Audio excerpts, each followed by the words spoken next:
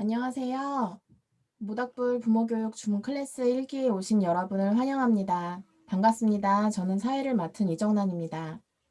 모닥불 부모교육 주문 클래스 1기는 총 3회에 거쳐서 진행되는데요. 매주 토요일 저녁 7시 화상회의 줌을 통해서 만나게 됩니다. 오늘은 그 두 번째 시간인데요. 오늘은 강의 이후에 몇몇 분과 포럼 혹은 질의응답을 나누고 나서 소그룹 포럼은 따로 하지 않겠습니다. 오늘 함께 나누실 주제는 부모가 알아야 할 셀프 코칭입니다. 오늘 강의를 진행해 주실 분은 지난주와 같이 박경은 강사님이십니다. 비록 온라인상 모임이지만 뜨거운 박수로 맞이해 주세요.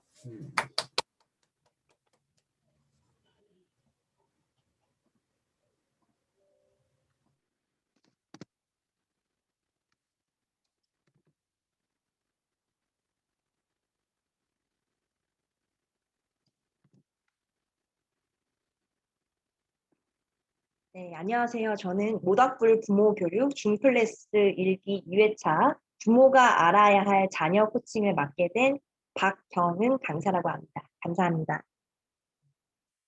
네.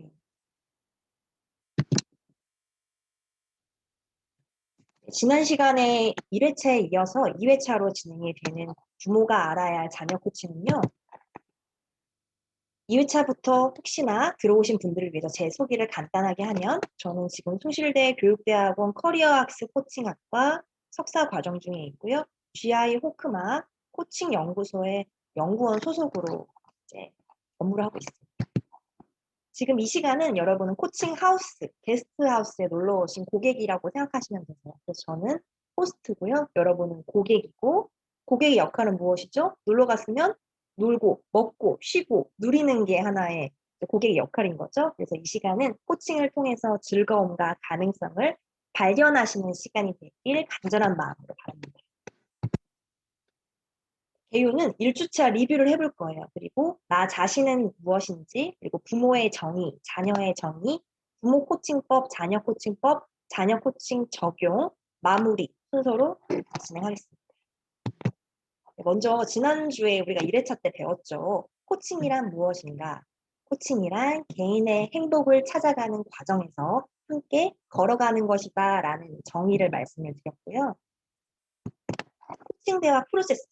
네, 먼저 1단계는 문제, 2단계는 목표의식, 목표 설정, 세 번째는 실행, 네 번째는 마무리. 이 순서에서 우리에게는 두 가지의 무리가 있죠. 하나는 코칭의 태도. 질문하기, 인정하기, 경청하기와 같은 코칭의 태도가 있고요. 또 두 번째로는 코칭의 철학. 인간은 무한한 가능성이 있다. 해답은 내 안에 있다. 라는 전인적인 온전한 존재이다. 라는 철학이죠. 네, 한 가지 당부 드리고 싶은 부분은 우리가 여러 종류의 아이스크림을 먹어요. 그러면 그 다양한 종류의 아이스크림을 먹지만 그중에 내가 내 입맛에 맞는 강렬한 한 가지를 찾게 되죠. 그 맛을 기억하시고 단 한 가지를 적용하시면 된다라고 말씀드리고 싶습니다. 그래서 지난 한 주간 제가 1주차를 끝난 이후에 실제로 적용해 본 부분은 인정하기인데요. 제 남편에게 아직 신혼 3개월 차이지만 신혼부부지만 남편에게 적용을 해보았습니다. 이렇게 내 남편이 좋은 점 3가지라고 해서 카톡으로 좀 적어보았고요. 남편도 동일하게 내 여자가 좋은 점 3가지라고 공유를 해줬습니다. 그래서 저는 온유한 점, 그리고 집안일의 시선이 넓어진 점, 그리고 사랑한다는 표현을 자주 해주는 거에 대해서 좀 만족감을 느끼는 표현을 해줬고요. 자아 실현을 굉장히 좋아하고 자아가 강한 저랑 살다 보니 남편은 때때로 인정하기, 경청하기, 질문하기를 강요 아닌 강요를 받기도 합니다. 처음에는 남편이 좀 많이 쑥스러워하기도 하고 표현하는 거에 한계가 있다 보니까 어려웠어요. 사랑한다는 표현은 물론 자주 하지만 구체적인 표현을 여자가 누리는 대화보다는 남자의 시선이기 때문에 좀 그 부분은 어려워했는데 계속해서 부부는 닮아간다고 미러링 효과라고 제가 연습하고 시도하고 했을 때 어느새 남편도 이렇게 같이 따라가 줍니다. 부모가 알아야 할 자녀 코칭을 다루기에 앞서 나 자신의 개념에 대해서 설명을 드릴게요. 흔히 우리가 자존감, 자기 효능감, 자아 정체성, 자아 존중감 같은 개념은 자기 자신을 나타내는 개념인데요. 여기서 자존감은 자신 내부의 성숙된 사고와 가치에 의해 얻어지는 개인의 의식을 말하고요. 자기 효능감은 말 그대로 자신의 능력을 대한 스스로의 평가를 의미합니다. 그리고 자아 정체성은 자기 자신의 독특성에 대한 안정된 느낌을 이야기하고요. 내가 누구인가를 끊임없이 일관되게 인식하는 거예요. 그래서 어떤 상황이 있어도 나는 누구인지 잃지 않는 힘, 이게 자아 정체성입니다. 마지막으로 자아 존중감은 자신의 능력과 가치에 대한 전반적인 평가와 태도를 의미합니다. 말씀드린 대로 이 네 가지는 나 자신, 자아와 관련이 있는 개념이고 실제로 많은 학문에서 유기적으로 지금 다뤄지고 있는 주제이기도 해요. 특히나 저는 코칭을 공부하고 있는데 나 자신은 누구인지, 내가 어디에서 왔는지, 나의 정체성은 무엇인지에 대한 나에 대한 질문을 실제로 많이 다루어지기도 합니다.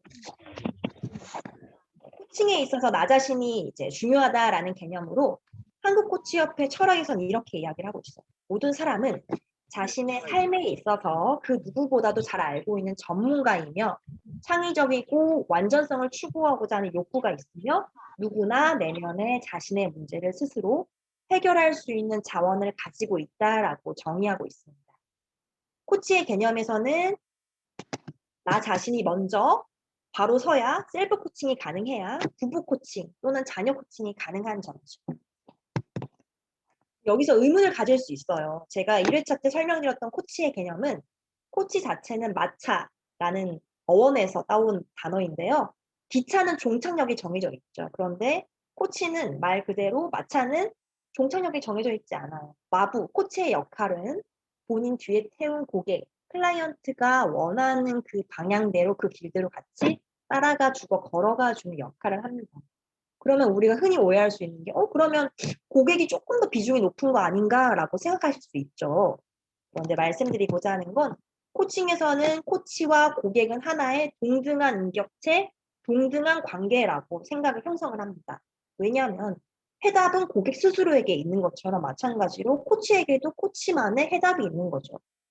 해답뿐만 아니라 무한한 가능성이 고객에게 있는 것처럼 코치에게도 무한한 가능성이 있다는 거죠. 그래서 코칭을 할 때 코치가 고객을 존중하는 것처럼 고객 또한 코치 자체를 존중해야 하는 태도를 같이 지녀야 합니다.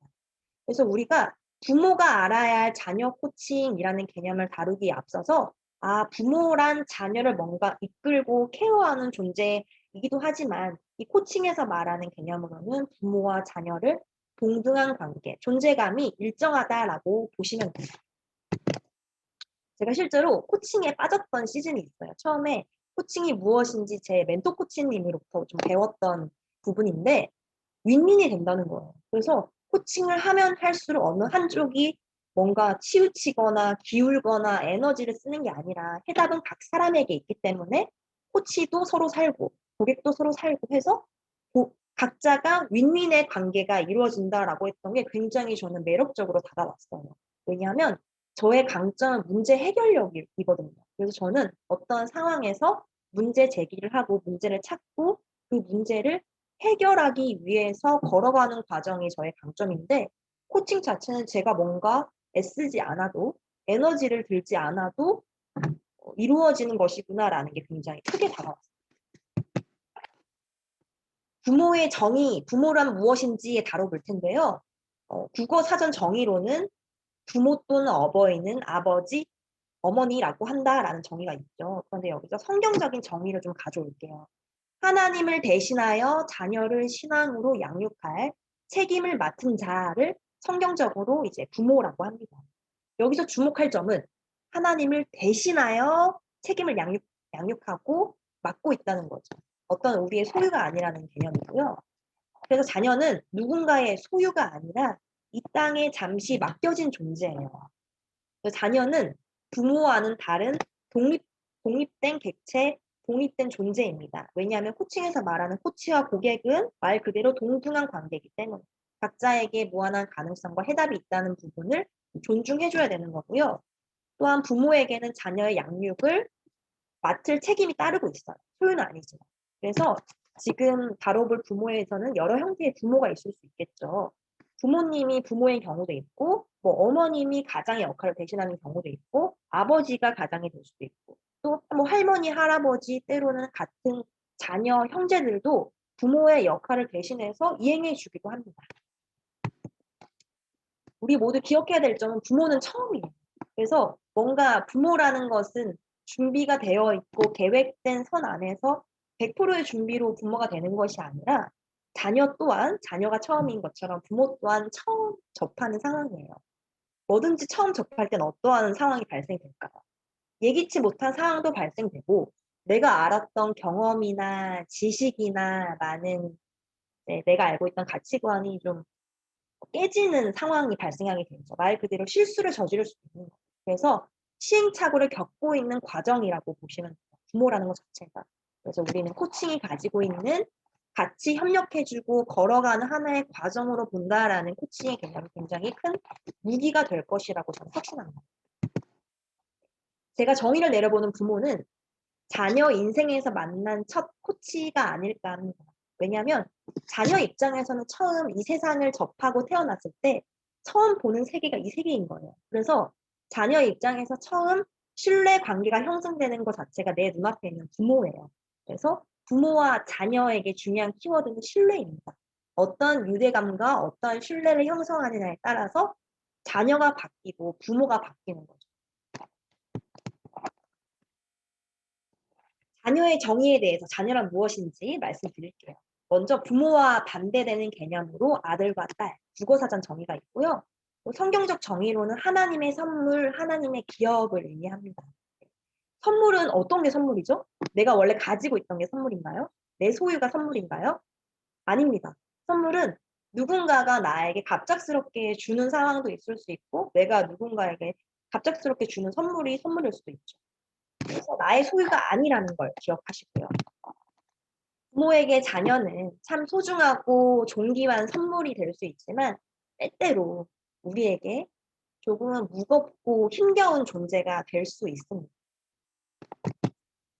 그래서 자녀의 정의를 좀 다시 한번 다져보면 자녀가 부모의 존재를 느끼고 신뢰를 형성하는 이 과정이 굉장히 중요합니다. 왜냐하면 자아 형성의 중요한 기반이 되기 때문입니다. 이 기반이 무너지고 흔들렸을 때 자녀는 자신의 정체성에 대해서 흔들릴 수밖에 없고 혼란스러울 수밖에 없습니다.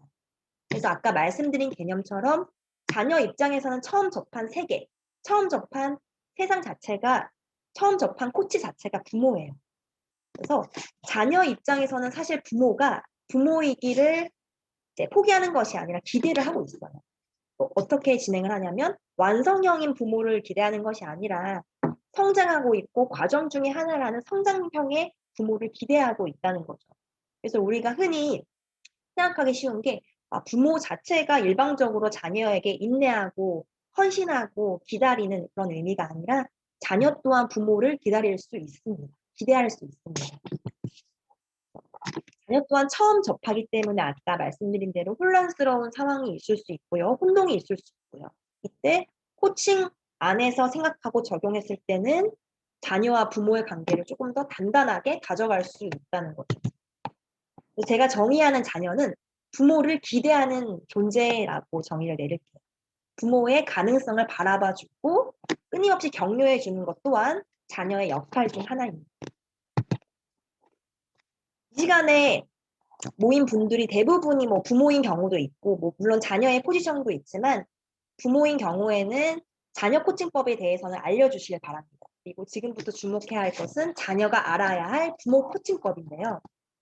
이 부분 메모해 두셨다가 자녀에게 알려주시고요. 왜냐하면 자녀와 부모의 관계는 서로가 동등한 관계이기 때문에 자녀 또한 부모를 코칭해야 합니다. 첫 번째로는 부모도 실수할 수 있다라는 점입니다. 아까 말씀드린 대로 인생에는 수많은 배움과 학습의 과정, 또한 완성형이 아니라 성장형의 과정이 있죠. 그래서 사실 가족의 공동체가 구성된 이 이유가 무엇일까라고 생각을 해보면 우리는 누구나 실수할 수 있고 실수를 반복해서 마음껏 실수할 수 있는 기회의 장이 가족이라고 저는 생각을 해요.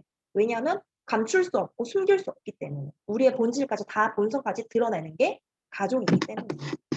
코칭에서는 바라보는 게 약점과 강점을 다 같이 수용하고 약점 속에서도 가능성을 발견하는 게 코칭의 어떤 시선이라고 볼 수 있는데 이 시선으로 동일하게 가족도 바라봐 주는 것이죠.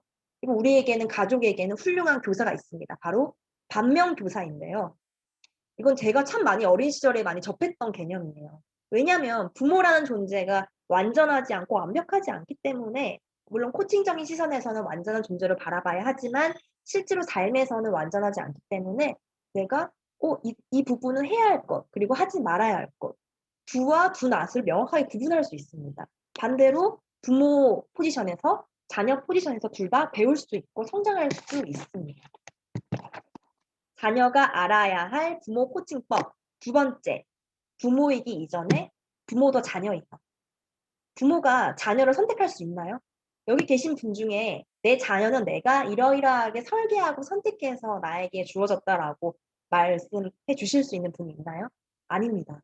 부모와 자녀는 서로 선택할 수 없고 서로 준비된 관계에서 만난 관계는 아니에요. 그래서 부모이기 이전에 한 존재, 한 인격체로 바라봐 주는 게 필요해요. 우리 엄마 아빠는 갑자기 뿅 하고 나에게 부모가 된 것이 아니라 할머니, 할아버지의 소중한 자녀였지라는 인식이 필요합니다. 왜냐하면 자녀 입장에서는 같은 자녀라는 포지셔닝에 대한 공감이 이루어질 수 있기 때문이에요. 그리고 자녀가 알아야 할 부모 코칭법. 세 번째, 부모의 사랑은 당연하지만 동시에 당연하지 않습니다. 자녀는 부모의 사랑을 테스트하는 과정을 계속해서 거치게 되는 것 같아요. 그래서 내가 이러이러한 행동을 해도 날 사랑해 줄까?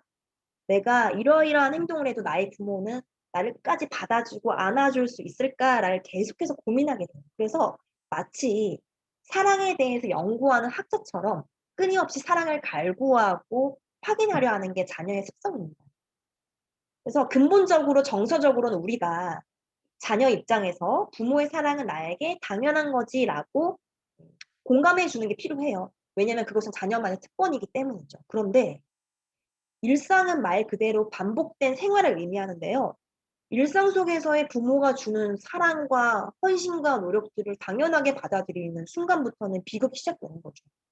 왜냐하면 부모도 부모가 되기 위한 치열한 전투를 벌이고 있기 때문에 이 과정들을 같이 인정을 해줘야 합니다. 그래서 자녀는 기억하십시오. 부모의 사랑은 당연하지만 동시에 당연하지 않습니다. 제가 굉장히 좋아하는 노래를 하나 소개해 드릴게요. 가수 싸이의 재발견이었어요. 저에게 싸이라는 가수는 댄스 가수의 이미지가 굉장히 컸는데 아버지라는 곡이 있어요. 이 곡은 가사를 좀 읽어드릴게요. 아버지 이제야 깨달아요. 어찌 그렇게 사셨나요? 더 이상 씁쓸해하지 마요. 이제 나와 같이 가요. 대한민국 아버지 세대들의 어떠한 대표성을 띠는 스토리가 전개되고 있어요. 사회생활을 하면서도 어려움을 겪고 있는 아버지의 형상, 그리고 가정 속에서도 아버지가 이제 추구할 수 있는 자리는 굉장히 좁죠. 사춘기인 자녀, 비교하는 자녀의 태도, 이런 것들의 갈등을 좀 다루고 있는데, 제가 이 가사를 계속 들으면서 저는 좀 뭉클을 했어요. 왜냐하면 실제로 제가 제 아버지와 저와의 관계를 형성하는 거에 있어서는 이렇게 싸이가 부모를 이해하는 과정을 가사로 담았듯이 저도 아버지를 이해하는 과정이 좀 필요했거든요.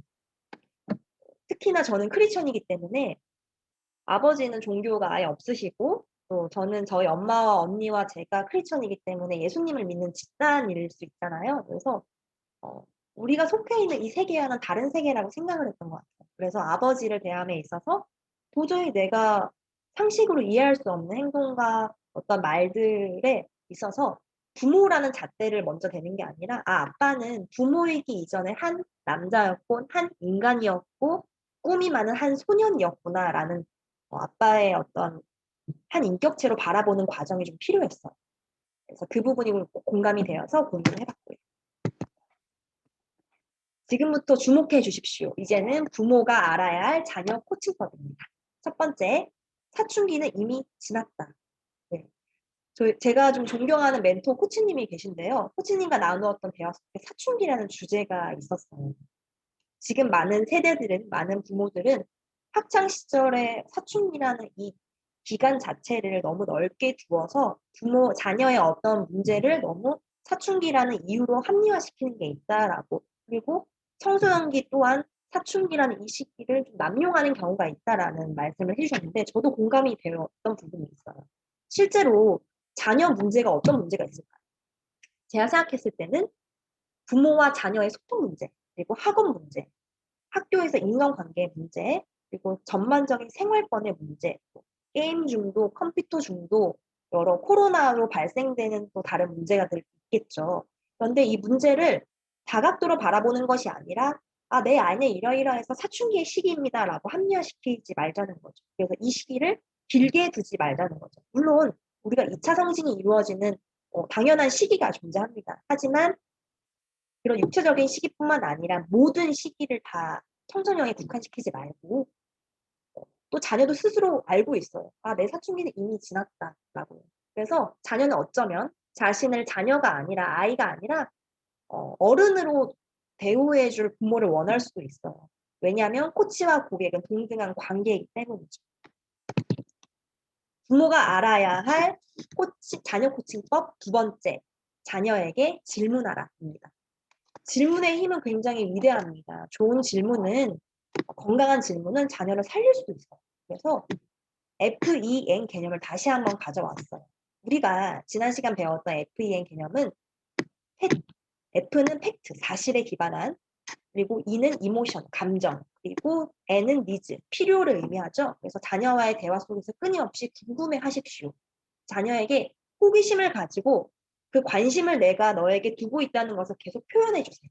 이것을 단순하게 말하지 않아도 알지 뭐라고 넘어가시는 게 아니라 지시 대화로 지시만 할 게 아니라 할 일들만 언급하실 게 아니라 자녀의 삶 자체에 호기심을 갖고 귀 기울여 주시고 주목해 주세요.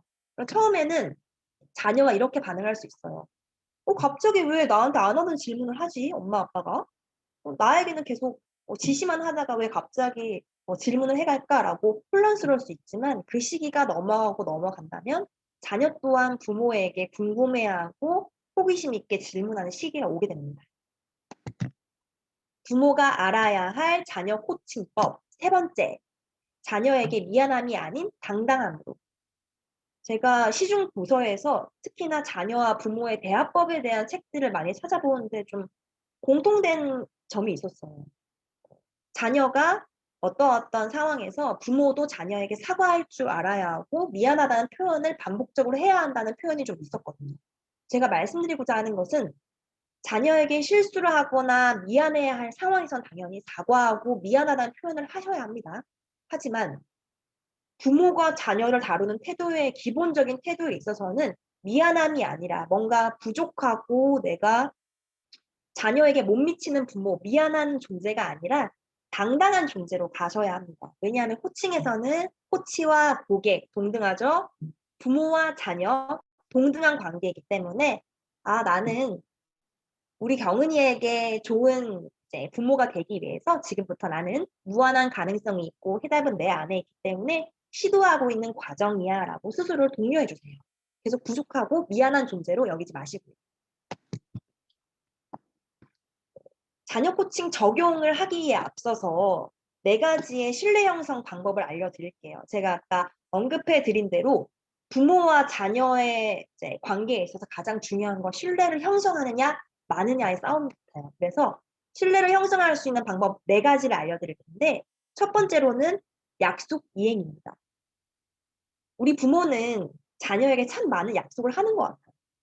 내가 언제까지 너가 숙제하면 이러이러하게 내가 행동을 할게. 혹은 언제까지 밥을 먹고 내가 해놓은 어떤 미션을 하라든지 이런 식으로 규칙과 약속을 굉장히 많이 하죠. 그런데 약속을 이행하셔야 합니다, 여러분.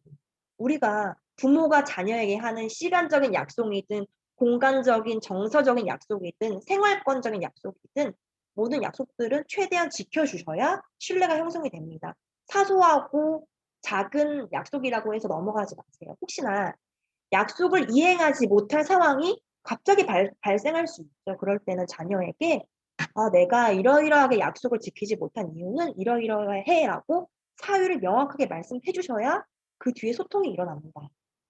작지만 이 약속이 이행되지 않은 상황에서는 신뢰가 형성되기 힘듭니다. 네, 두 번째로는요. 비밀 유지입니다. 여기서 제가 덧붙였죠. 좋은 것까지도 비밀 유지를 하라.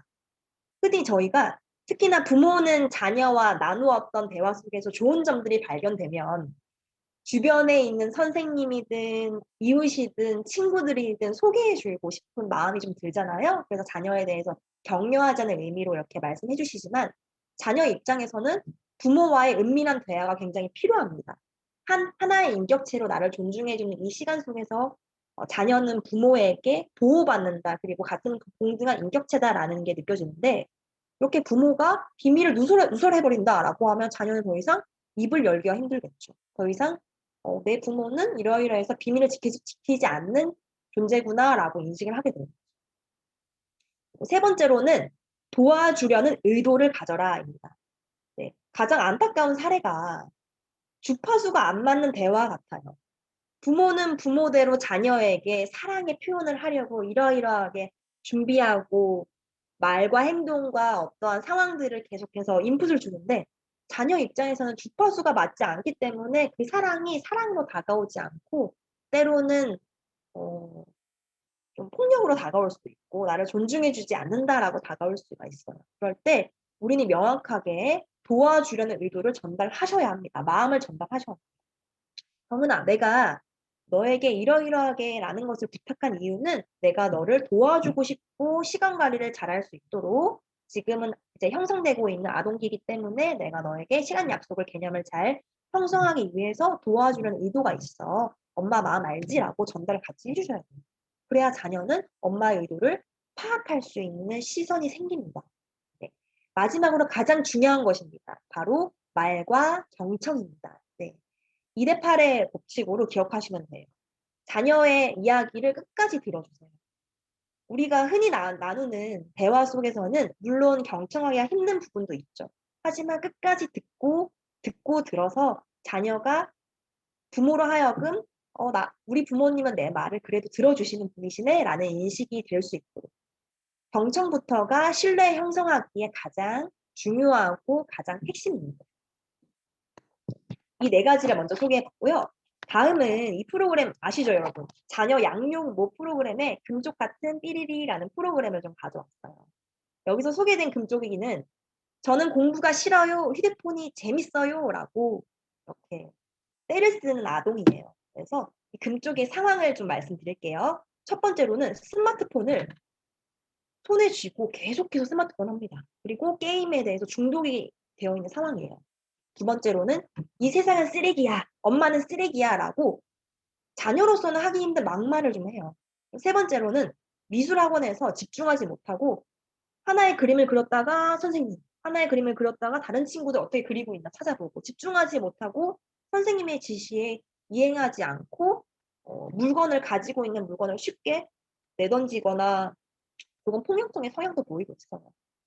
그래서 이 프로그램에 진단을 했을 때 금쪽의 환경에 대해서 진단을 했을 때는 첫 번째로는 엄마, 아빠, 부모뿐만 아니라 할머니, 할아버지, 다른 가족들이 모두 금쪽이에 대해서 부정적인 시선으로 바라보고 있다는 거예요. 물론 우리가 생각하는 흔히 말썽꾸러기의 요소라고 하죠. 이런 장난꾸러기, 말썽꾸러기의 성향을 갖고 있는 금쪽이긴 하지만 이 부정적 에너지를 가지고 있는 금쪽이에게 어떻게 전환하는지 알려주지 않고 그를 부정적인 시선으로 어디 한번 해봐라 라는 느낌으로 관찰하게 된다면 금쪽이는 더 설 곳이 없겠죠. 또 세 번째로는 이건 어머님께 있었던 성향인데 습관적으로 금쪽이에게 좀 짜증을 내시거나 화를 내는 행위들을 좀 보이고 있습니다. 자녀 코칭 적용해서 여기서 혹시 코끼리가 나와서 AI, 블루투스 스피커가 나와서 금쪽이와 금쪽이의 대화, 아이의 속마음을 들여다볼 수 있는 대화를 진행을 해요. 이때 아이의 속마음을 알 수 있는 대화를 좀 가져왔습니다. 제가 읽어드리겠습니다. 금쪽이는 친구들 많아. 나 친한 친구가 딱 한 명밖에 없어. 그 친구 소개해 줄 수 있어? 핸드폰. 스마트폰이 왜 좋아?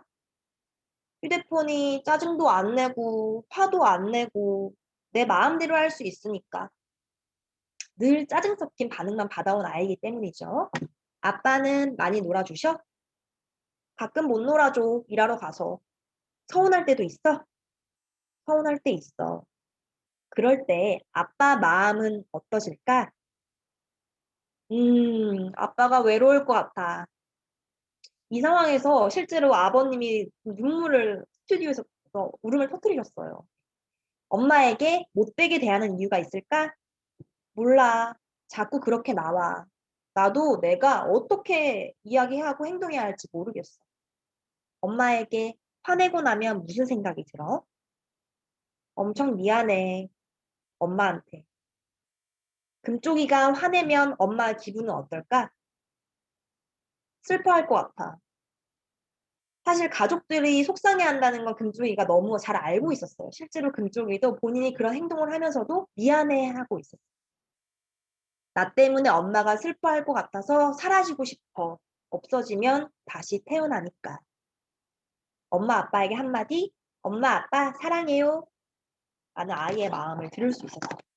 이때 제가 이 아이의 속마음을 듣고 느낀 바가 있어요. 먼저는 오은영 박사님이 솔루션을 내려주셨어요. 첫 번째로는 선을 넘지 않고도 부정적인 감정을 건강하게 표현할 수 있는 방법, 매너 있게 감정을 표현할 수 있는 방법을 소개해 주셨고요. 두 번째로는 주체를 나로 두고 나에 대한 감정을 표현하고 대화하는 방법을 알려주셨어요. 그래서 이렇게 아이의 속마음을 쭉 들어보고 또 그쪽에 관련된 솔루션을 내리셨을 때 코칭적인 요소를 제가 좀 발견을 했습니다. 첫 번째로는요. 질문이 다각도의 질문을 해요. 아이의 속마음을 알기 위한 눈물겨운 질문이 계속 들어갑니다. FEN 질문을 계속 하는 거고요. 팩트, 이모션, 니즈, 아이의 필요, 아이의 니즈까지도 계속해서 파고들어서 질문을 하고 있습니다. 두 번째로는 아까 대화해 보신 것처럼 제가 빨간 글씨로 표현을 했고요. 그럴 때 아빠 마음은 어떠실까? 엄마에게 화내고 나면 무슨 생각이 들어? 엄마 기분은 어떨까? 계속 감정을 건드려주는 감정을 표현하도록 하는 질문을 하고 있어요. 이 부분은 굉장히 중요한 요소입니다. 그리고 나 자신, 서두에 말씀드린 대로 코칭을 하기 위해서는 부모와 자녀가 코칭을 하기 위해서는 먼저는 나 자신이 형성이 되어 있어야 합니다. 그래서 나 자신 자아 형성의 중요성을 강조해주고 있습니다. 아까 금쪽이가 나 스스로 나는 엄마에게 좀 미안한 존재니까 사라졌으면 좋겠어, 없어졌으면 좋겠어 라는 표현을 하죠. 굉장히 자신이 없어져도 되는 존재라고 인식하고 있는 좀 상황이에요. 그리고 해답은 아이에게 있음. 우리가 코칭의 철학에 대해서 배웠을 때 해답은 나에게 있다, 나에게 무한한 가능성이 있다 배운 개념이고요. 또 아이와 부모의 관계를 좀 동등한 위치에 두고 있어요. 실제로 아이가 아이 스스로 진단을 내릴 수 있도록 나의 문제가 무엇인지 내가 어떻게 해결해야 하는지를 같이 좀 이야기를 통해서 알려주고 있습니다.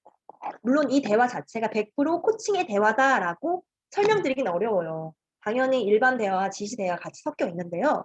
다만 제가 알려드리고자 하는 바는 우리가 삶에 적용해 나갔을 때 코칭적인 요소만 가져와도 충분히 성공적인 대화가 이루어질 수 있습니다. 이전과는 다른 유연한 열린 사고의 대화들을 해나갈 수 있습니다. 이 시간 저는 개인 나눔을 좀 해보도록 할게요. 첫 번째로는 이 시간 내가 배운 것은 무엇인지 나눠주시고요. 두 번째는 나에게 있어 코칭이란 무엇인지 나만의 정의를 내려주세요.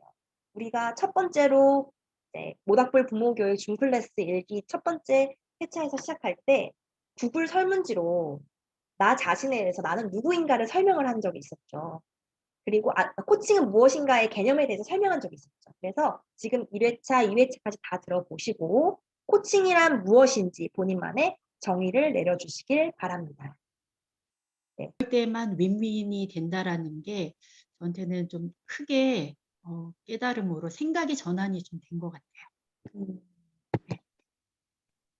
생각의 전환까지 이렇게 나눠주셔서 너무 감사드리고요. 혹시 한 분 더 나는 이 시간에 배운 것을 좀 나눔을 하고 싶다라고 하시는 분들 있으시면 손 들어주시면 되시고요. 없으시리라 저는 일단 생각하기 때문에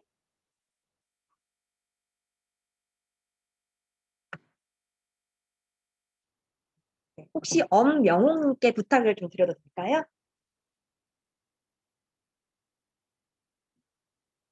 마지막으로 제가 말씀을 좀 드릴게요.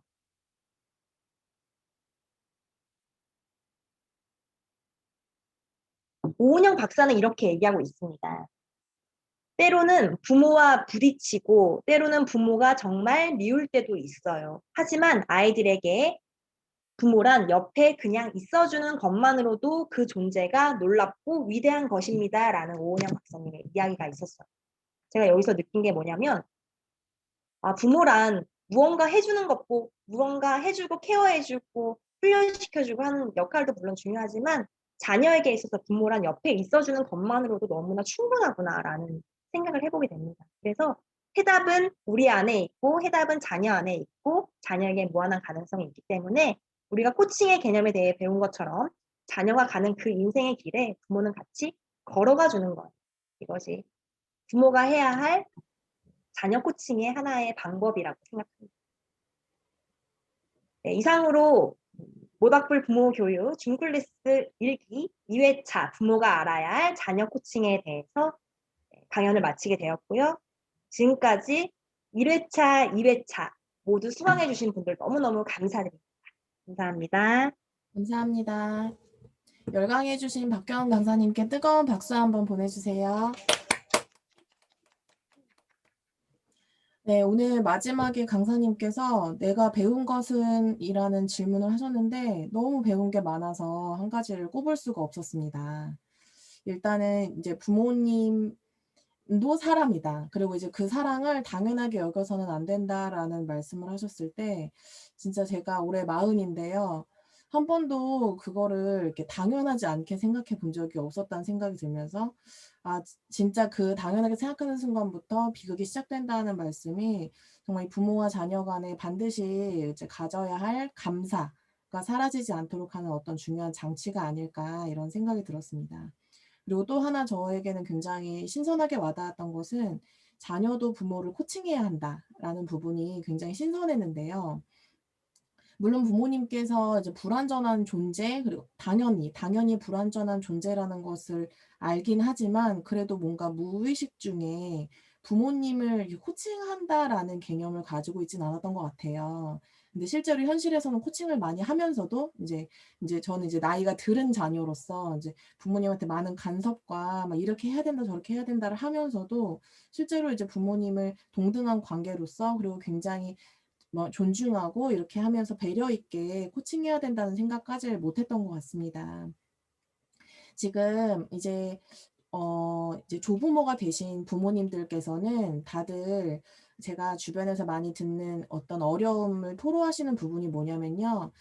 이제 신앙을 전수하고 이제 자녀에게는 미처 여러 가지 너무 삶의 바쁜 부분과 또 여러 가지 한계와 또 잘 알지 못했던 미숙함 때문에 자녀에게 신앙을 전수하지 못했던 아쉬움을 이렇게 뭔가 이렇게 그 손주에게 잘 전수하고 싶은데 이제 걸림돌이 뭐냐면 자녀랑 사이가 안 좋다는 거예요. 그래서 자녀랑 사이가 안 좋기 때문에 손주에게 신앙 전수가 너무 어렵다. 요런 어려움을 토로하시는 분들을 제가 직접 많이 만났었고 이제 그런 말씀들을 많이 듣곤 합니다. 그래서 오늘 이 코칭 강의는 어떤 3대에 걸친 우리가 서로 간에 어떻게 생각하고 또 어떻게 우리가 서로를 정의할 것인가 이런 부분에 대해서 큰 인사이트가 있었다는 생각이 듭니다.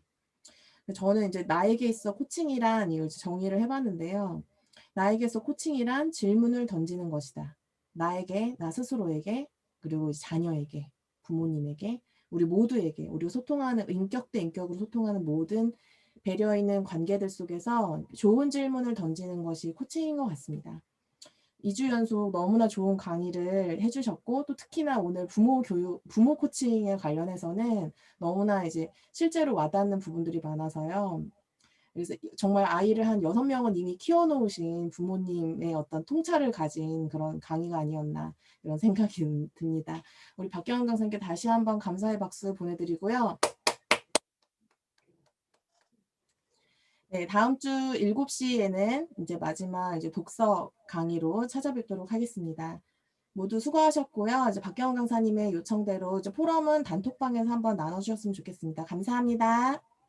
감사합니다. 수고하셨습니다. 감사합니다.